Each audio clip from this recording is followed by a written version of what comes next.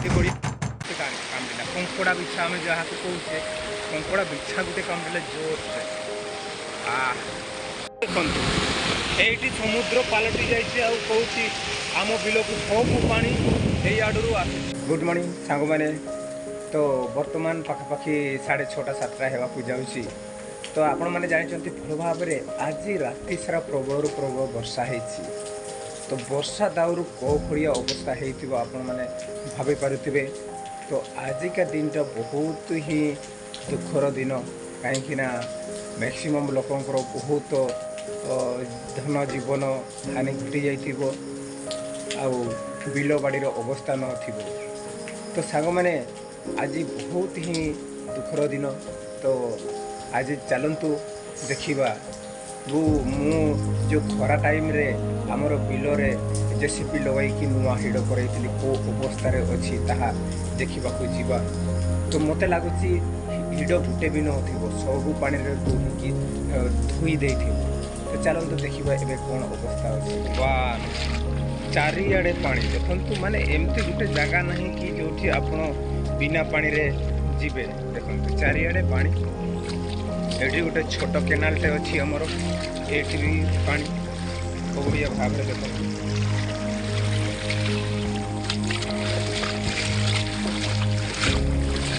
सांग मैंने आज पानी माने आपण माने देखिले मुंड खराब हो देखु जो आड़े देखिए सियाड़े पानी पानी देखु कौ भाया भाव में पानी देख पानी माने खतरनाक पानी तो आम एथरू आपण माने अनुमान करें आम हिडर अवस्था थी देखु समुद्र परिका देखा तो यू आप आशा करुँच आमर हिड़ अच्छी बर्तमान जो नुआ हिड़ सब को धोई दे देखु यही अवस्था पानी देखु कौ भाया आसी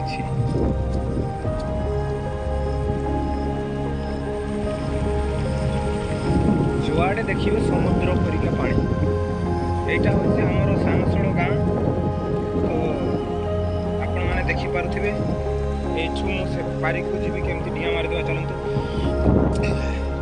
ये देखो आमर हिड़ आपने देखुं चारिआडे समुद्र परिका पानी भगवान की अवस्था सब सारीदेला आ कि ना देखु कौ भाया भाव में बना ये देखु आमर हिडर अवस्था कौ भाया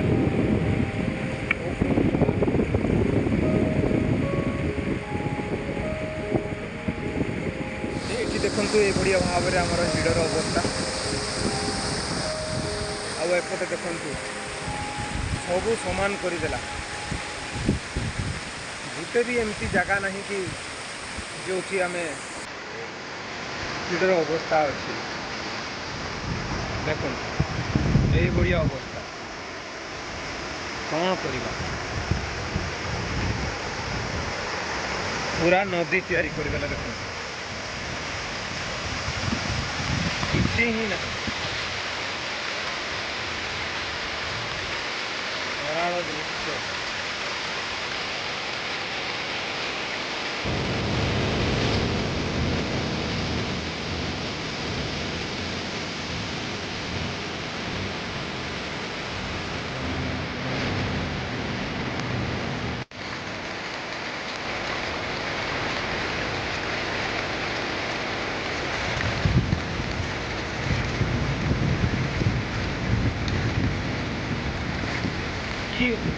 सियाड़े पानी नुआड़े देखिए पानी आमर ए बर्षर चाष देखु जुआड़े देखिए सियाड़े पानी पानी ही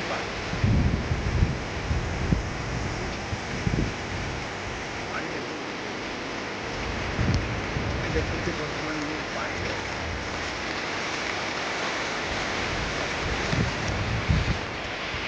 एमती बन्या मो लाइफ रे एबे देखी नथिली देखु माने एमती आमर गोटे बिल देखु कौ बिल गोटे धान देखा रिसेंटली ये आम धान लगेलु गोटे भी बिल धान ना କି ଭୟଙ୍କର ବନ୍ୟା କିଏ ହେଇଥିବ ଅବସ୍ଥା। ଭଗବାନ କି ରାଗ ଭଗବାନ ଆମ ଉପରେ। ଗୋଟେ ବି ବିଲରେ ଧାନ ଦେଖାଯାଉଛି, ସବୁ କିଛି ଏଇ ବିଲଟି ମୋର ସାନ ଭାଇ ଚାଷ କରୁଥିଲା, ତ ଏଇଟାରେ ବି ଅବସ୍ଥା କିଛି ଧାନ ଗୋଟେ ବି ଦେଖାଯାଉନି। ତ ଚାଲନ୍ତୁ ଦେଖିବା ଆଗୁଆଡ଼େ କ'ଣ ଅବସ୍ଥା ଅଛି। କ'ଣ କରିବ, ଅବସ୍ଥା କିଛି ବି ନାହିଁ, ପାଣି ଚାରିଆଡ଼େ। ପୁଣି ବର୍ତ୍ତମାନ ବର୍ଷା ଆସିଲା, ତ ମୁଁ ବର୍ତ୍ତମାନ ଛତାରେ ଅଛି।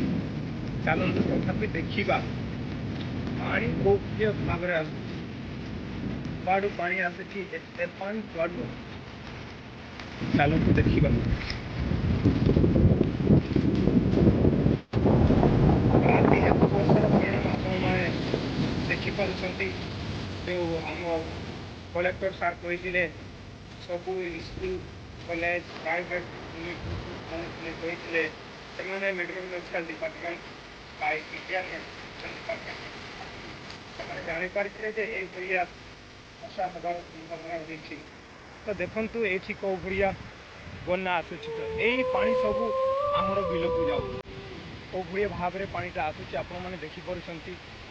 ତ ଆଉ କ'ଣ କିଏ କରିପାରିବ, ସମସ୍ତେ এইটারে ଆମେ ବର୍ତ୍ତମାନ ଚାଲିକି ପାରେଇବା,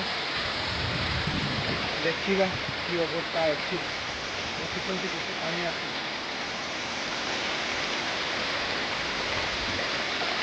ବର୍ଷା ବି ପକେଇଲା।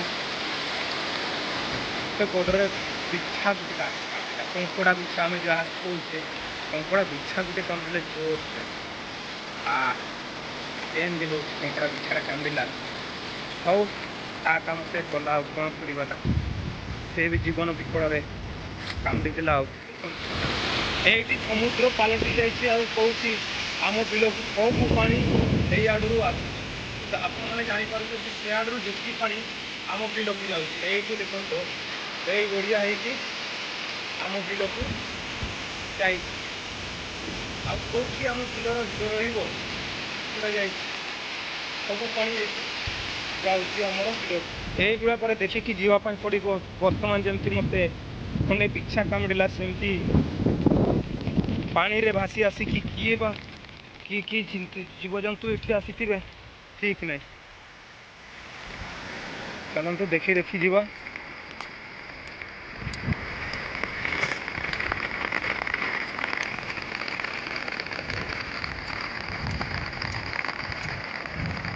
এইଠି ଗୋଟେ ମୁଁ ବଡ଼ ହିଡ଼ରେ ଛିଡ଼ା ହେଇଛି। ଏଇଟା ଯେତେ ହିଡ଼ ଦେଖୁଛି ଏଇଟା କେବଳ ଦେଖାଯାଉଛି, ବା ସେପଟେ ପଛପଟେ ଦେଖନ୍ତୁ ଆମର ବିଲ ଅବସ୍ଥା କ'ଣ।